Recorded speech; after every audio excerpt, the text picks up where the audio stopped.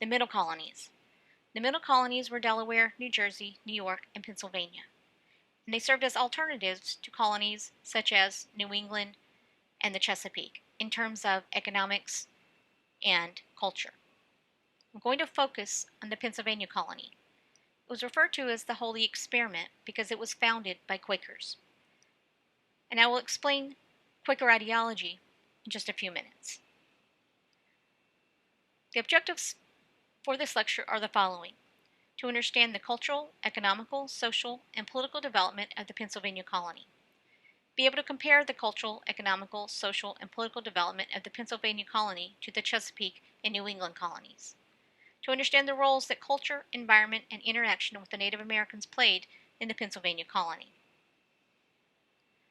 The Pennsylvania colony was founded as a proprietorship, and what this meant was that one or more individuals controlled the colony.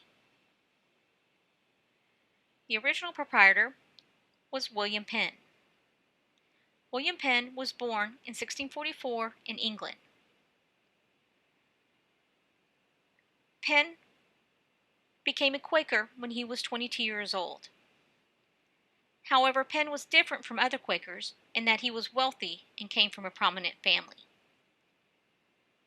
and was often imprisoned for writing and preaching Quaker ideology in England.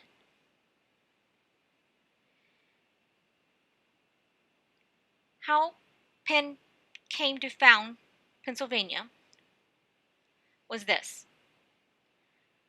King Charles, who was the King of England at the time, gave Penn 45,000 square miles of land in America because he owed a debt to Penn's father. So this really served two purposes. One, it settles his debt with Penn's father. And two, he gets rid of Penn and the Quakers. As for religion, they tolerated all Christians, Protestants, and Catholics. There was no church attendance required. There was no taxes needed to support the state church. They believed in an open and loving God as opposed to an angry God.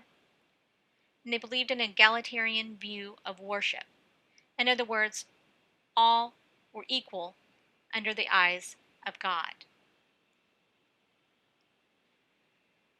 The Quakers wanted a diverse utopian society. They believed in universal freedom. They believed in a strict code of conduct. They believed in morality, such as no drinking, adultery, or swearing. And they were open to the idea that women could be religious leaders, both in church and at home. The Quakers were pacifist, which prohibited them from taking the oath of allegiance to anyone except God. For example, they wouldn't take an oath of allegiance to a king. They were also radical in their opposition to hierarchy. They refused to bow to higher class people or remove their hat, which was customary during that time period, was to remove your hat to someone that had a higher status than you. And this often got them imprisoned in England. The colony was carefully planned. William Penn sold different sizes of tracts of land.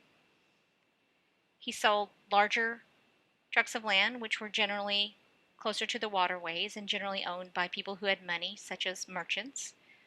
He also sold smaller tracts of land, which were in the rural area and generally owned by farmers or former indentured servants.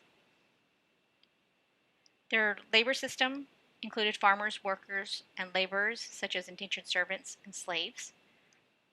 However, the slaves did not work on plantations. They were generally domestic or worked on farms. It's important to note that the fact that they had slavery goes against their idea of egalitarian worship. In other words, slaves are clearly not equal, and they believed that all were equal under the eyes of God.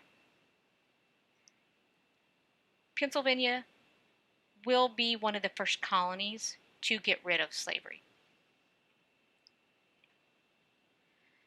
Their government included an elected assembly, and their representatives were elected by male taxpayers and freemen who owned 100 acres of land, or former indentured servants who owned 50 acres of land.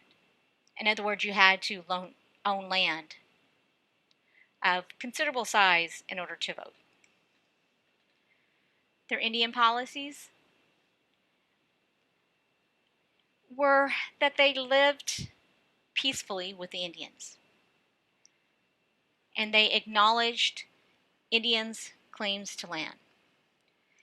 In fact, they worked with Indians to purchase lands. However, this peaceful relationship with the Indians will deteriorate later on because the Indians will fight in the French and Indian War, and Pennsylvania will be involved in that fight. We will talk about the French and Indian War later in the course. Conclusions. I want you to be able to compare the Chesapeake, New England, and Pennsylvania colonies. Politically, the Chesapeake had the House of Burgesses, had slave codes. New England had two legislative branches. Church and state were separate. The local government enforced the Sabbath. And Pennsylvania had an elected assembly. Economically, the labor system in the Chesapeake included slavery and indentured servitude. The primary crop was tobacco.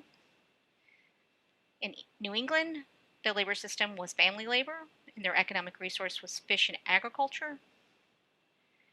They also had some domestic indentured servants and slaves, but not plantation slaves. And then in Pennsylvania, they had farmers, laborers, such as indentured servants and slaves. Culturally, and specifically with respect to religion and social systems, Chesapeake had a state-run church. It was the Church of England. They believed in an angry God. They were settled initially by young men and then women and families. And there was a class hierarchy. In New England, their religion was Calvinism. In fact, it was the cornerstone of the colony. They believed in an angry God. Their colony was father-driven, hierarchical, highly organized around family and church, and they strongly believed in education. The Quakers believed in an open and loving God, and they were tolerant of all Christian and Protestant and Catholics.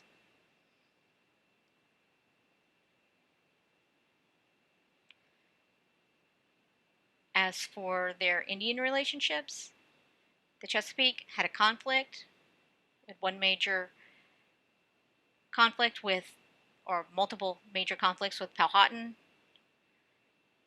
New England, they also had conflicts, such as King Philip's War.